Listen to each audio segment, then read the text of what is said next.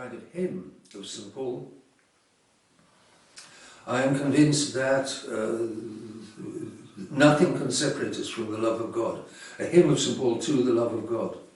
Neither torments, nor wars, nor this, nor... He goes through a list of things which we might think would separate us from God, and he says, I'm convinced that none of these can separate us from the love of God.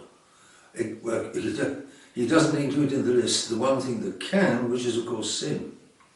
But aside from sin, nothing can separate us from the love of God. And so at the moment we have these lies and rumours running around of one new COVID after another, of the infection, the danger, all of this nonsense. It's not that there is no virus. When one talks of COVID nonsense, it's the avalanche of lies which have surrounded and built up this relatively slight problem of this virus. God in his mercy, when these villains are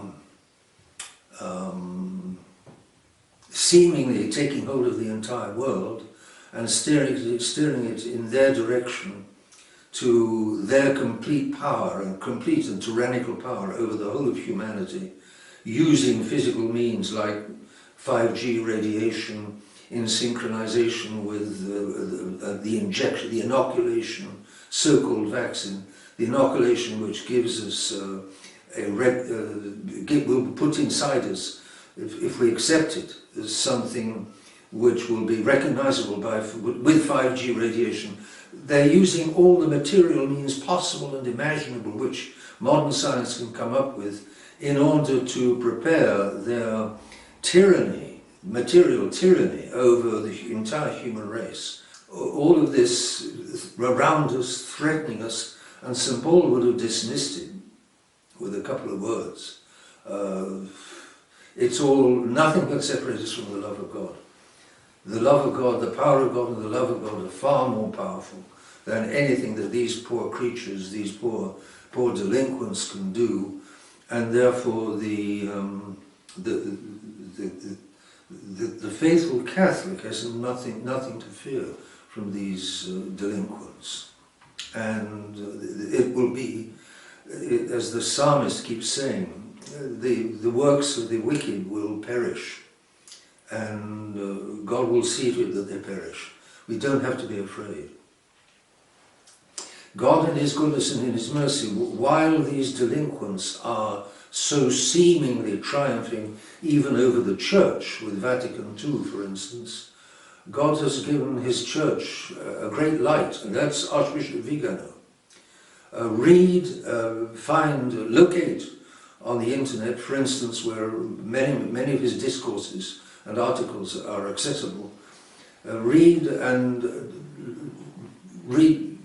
carefully what Archbishop Vігано says, because he has the whole picture. Like St. Paul, he has the great picture, and apparently there's a recent article of his. There's a marvelous, in particular, there's a marvelous article on the Great Reset, which is this diabolical plan of tyranny over mankind. And Archbishop Vігано takes it to pieces and puts it in its context, puts it in its place and puts it in its context. It's the work of delinquents, it's the work of the wicked, it's a pack of lies, says the Archbishop, and he's right. He's basically right. Of course, people should not receive the jab. That should be obvious by now. It threatens, this autumn in particular, to cause many more casualties. There are people who receive the jab, or even twice, the 2 jabs, and it does nothing to them at that moment, but many serious doctors say is preparing their death within 2 or 3 years, or even sooner. And of course some die even immediately upon receiving the jab. The lies are appalling today. It's because people have turned their backs on God. God is the way, the truth, and the life. If you turn your back on God, you're turning your back on the truth. If you turn your back on the truth, you're laying yourself wide open to lies. And the agents of the devil are lying how they like. And the lies go down like a letter in the post, as the French say. Therefore, paying no attention to the vile media, which are great channels of lies, of the lying, to the television, the newspapers, magazines, but listen to a true churchman, Archbishop Vігано. He was at one stage, I read somewhere, number 11 in the church. You know, he was right up at the top of the Vatican, very close. There were only 10 people, including the Pope, higher ranking than himself in the Vatican. He was right at the top. It's a true churchman. And he went along, in ignorance and good intention, he went along with Vatican II for many years.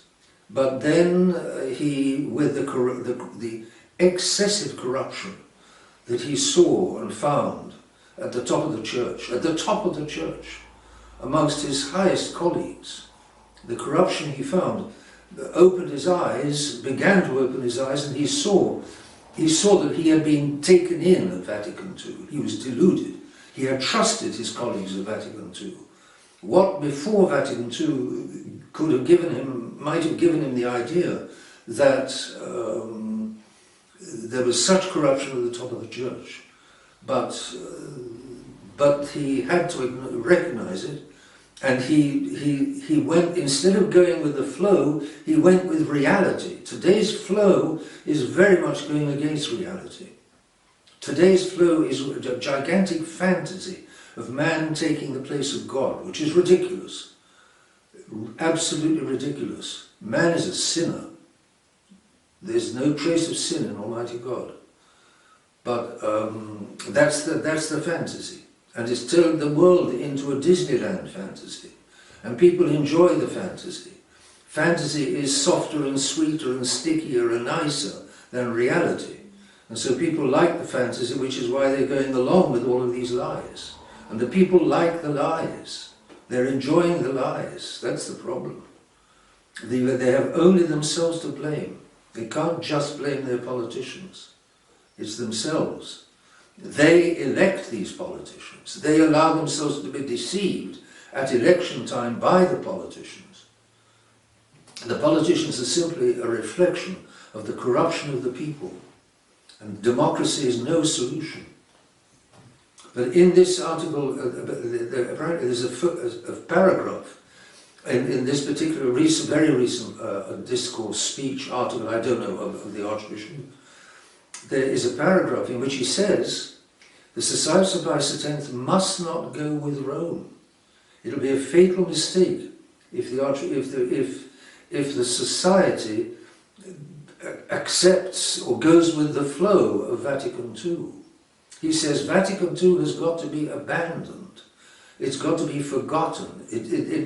There must be no attempt to save part of it. It's not savable. It's corrupt in its essence. And that is the same essence as we see at work in the world, the desire to put man in the place of God. God have mercy upon us. But God saw, obviously, seen from eternity, the distress of his church after so many years of Vatican II, now 50, 60 years of Vatican II, and in particular the papacy of Pope Bergoglio. And God gave, engineered, obviously, God is God. He obviously preserved Archbishop Vігано, but held him in reserve until he could bring him back into action, so to speak, and use him to, again, cast light for those that want the light, cast the light of God through the entire church, through the world, for those that want the light. And there are enough souls that want the light. In a different way, he preserved Archbishop Lefebvre for different decades, for the 70s and the 80s in particular. Archbishop Vігано he's preserved for this decade in the 21st century.